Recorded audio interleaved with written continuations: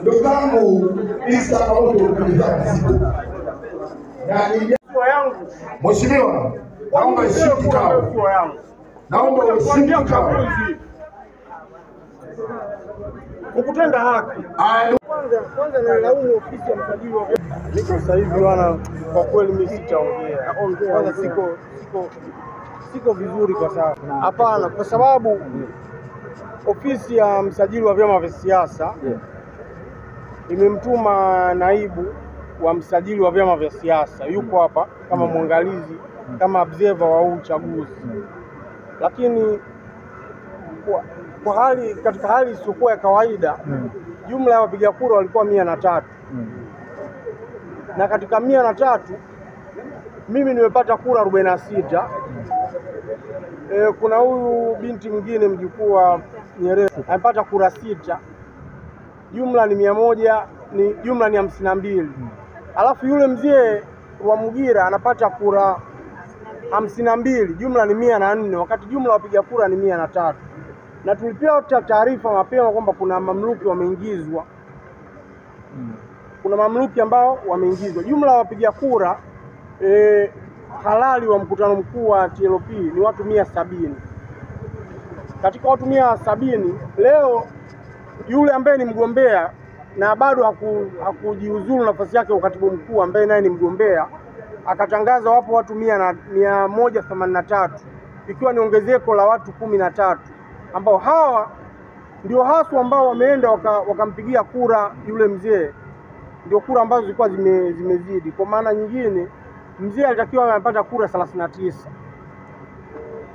Kwa hiyo ni uhuni ambao umefanyika, lakini kitu cha kushangaza ni ofisi ya msajili wa vyama vya siasa, yuko pale kaimu ambaye amebariki uchaguzi huu kuonyesha kwamba uchaguzi matokeo yalikuwa mfukoni. Kwa asante ndugu waandishi.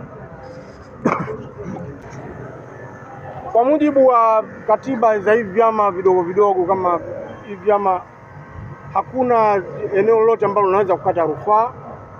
Maamuzi yale ni ya mwisho, hayawezi kupingwa eneo lolote. Kwa mimi hakuna hatua nitakayochukua. Mimi nilichogundua ni kwamba hivi vyama ni vyama vya mfukoni, na ili uweze kuwa mgombea au kuwa na haki yako ya katiba, huenda labda uanzishi chama chako. Na hata aliyekuwa msimamizi wa uchaguzi ni mtu aliyewekwa kimkakati. Special kitendo cha kukataa kuhesabiwa kwa kura za Eustace Rwamugira ambaye ni katibu mkuu lakini pia alikuwa ni mgombea, kilikuwa kinaonyesha kwamba aliwekwa kimkakati.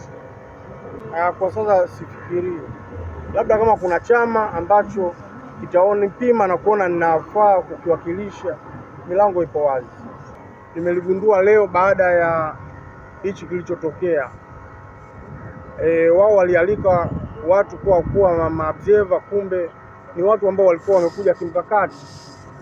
Na kitendo cha kuhesabu kura za kwangu pamoja na za opponenti Neema, huku wakikataa kuhesabu kura zile baada ya kugundua kwamba jumla yake inazidi, ni kitendo ambacho hakubaliki katika utawala wa sheria na hakikubaliki, kwa sababu sisi kama vyama vya upinzani vilikuwa vinalalamikia kwamba Chama cha Mapinduzi huenda kinacheza faulu, lakini ndani ya hivi vyama unaona kabisa kwamba vyenyewe pia vinacheza faulu ndani ya uchaguzi wake. Tuwe pamoja, muda utakapofika tufanye kazi pamoja, tuwe na wabunge na tuwe na madiwani na tuwe na rais wa Jamhuri ya Muungano wa Tanzania. Si mwingine ndani ni mimi. Nashukuru sana. Lakini nawapongeza sana viongozi wenu, wajumbe wa mkutano mkuu nawapongeza sana. Tume ya uchaguzi tunawapongeza. Kama nilivyosema wakati natoa salamu zangu, kwenye ushindani unataka ustamilifu, si ndio? Kwenye ushindani kunahitaji ustamilifu. Na ukienda msikitini ni vyema ukaamini Mwenyezi Mungu. Ukienda kanisani ni vyema ukaamini nini? Mwenyezi Mungu. na ukiingia kwenye uchaguzi ni lazima uwe una imani ya nini? Demokrasia. Na kwenye demokrasia kuna mambo mawili tu, kushinda na kushindwa. Sasa lazima uyakubali yote, lazima yatatokea. Yakitokea basi ni vyema, ustamilivu ndio unahitajika. Na mimi niwapongeze kwa sababu mmefanya zoezi limekuwa kwa wazi hapa. Mmepiga hapa kwa wazi, mkihesabu kwa wazi hapa, na sisi tumeona.